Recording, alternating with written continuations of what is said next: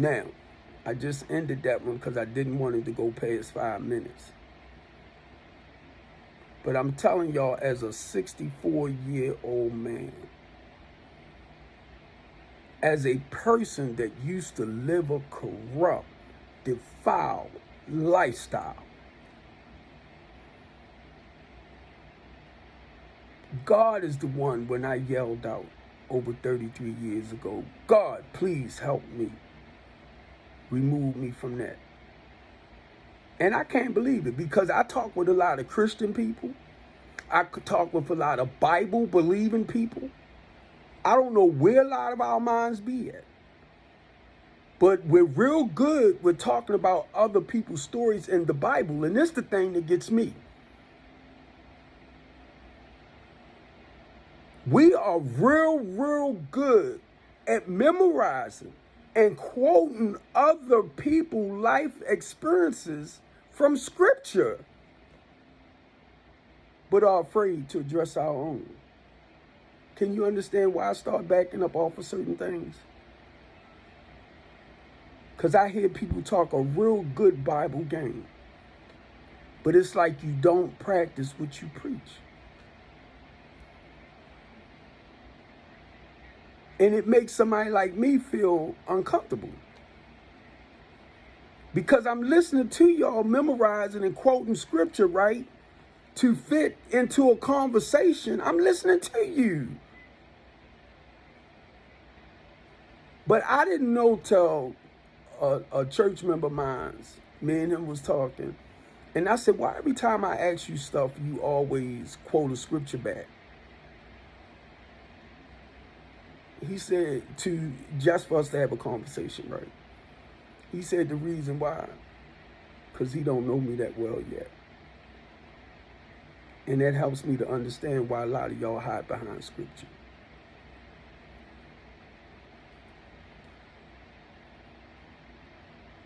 A lot of y'all are real good with hiding behind Scripture. That is considered as living a double life when you hide behind Scripture.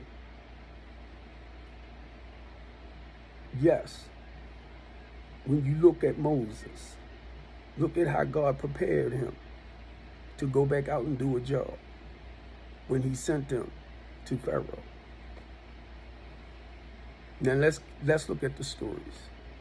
Look how God allowed me to go through what I needed to go through. So when it was time to turn the other cheeks or to turn my life around, now I can go back and I can share why I speak out the way I do. The same way God told Moses, go tell Pharaoh, I said, let my people go there, not your people. I created them. How you gonna turn around and try to enslave and oppress my people? Try to control and run their lives? That's the same way he tells me to go tell the politicians and the organized religious sectors. Stop trying to control and play his people for your personal gain. A lot of y'all don't like to hear that. Because to you in your mind, whatever Steve Copeland is saying, he's wrong. But let me tell you how Steve Copeland, and I say it every time, and I think it flies right over y'all head. Because of the life I used to live, I no longer live that life. Because of the life I used to live, I no longer live that life. I used to be a lying, no good, manipulating son of a Seabiscuit. I was putting the poison back into the community. I'm not doing that today.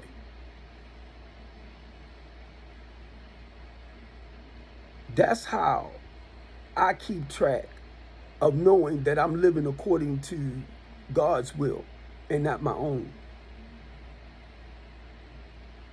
Because I have to keep track to make sure I'm not slipping back. And if I do decide to slip back just for the day, I have the tools to help me get away from it. It's just using them. So my thing is, when you become a community advocate, when you become a community activist, you only want the best for your people. When you live the life of that lifestyle at one point, the road of the Meccas, when you live that road, but now you don't live it no more, then you don't want to go back and help others by creating programs that help others. Look, this is what I was able to do to come out of that situation and stay out of it a day at a time. This is what I was able to do to come out that situation and stay out of it a day at a time. I was stuck. Now I'm sharing with you the proper steps that I took to come out and stay out. Just for the day. Do you think I want to keep listening to somebody? Keep talking about the issues, the issues, the issues, the issues, the issues. We know what the issues are. The solution, the solution, the solution. Well, I'd rather stay in the problem. I know. I can tell.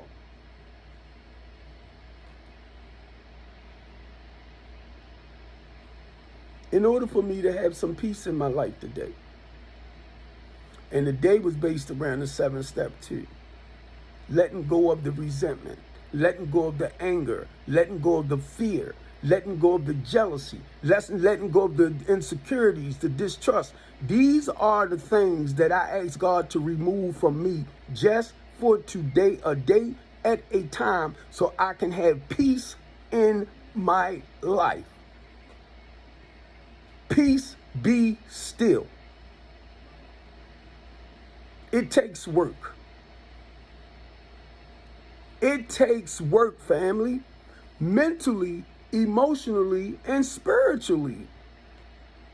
That's why when y'all hear me talk about Dr. Joy, right? Book or documentary or whatever it's called, right? Post-traumatic slave syndrome. Now, I can truly understand and I believe that it's been passed down generation after generation since slavery. Since chattel slavery. Now, if I pronounced it wrong, please forgive me. But since chattel slavery, it's a mindset. I don't like it to feel like I'm stuck.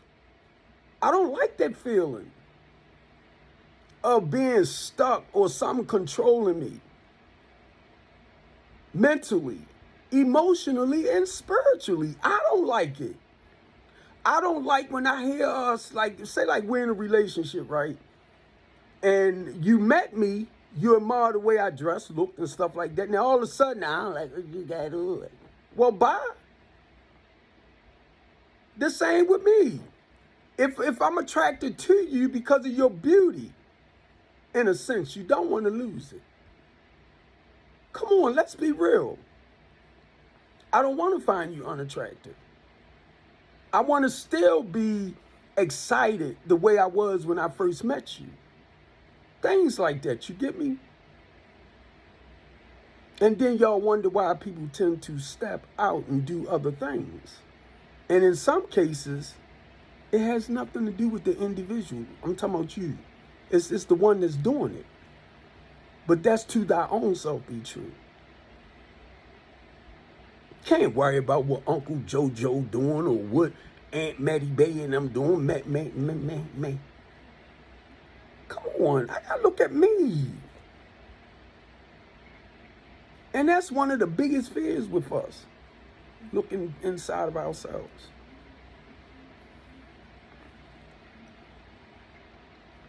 I ain't afraid of looking inside of me today.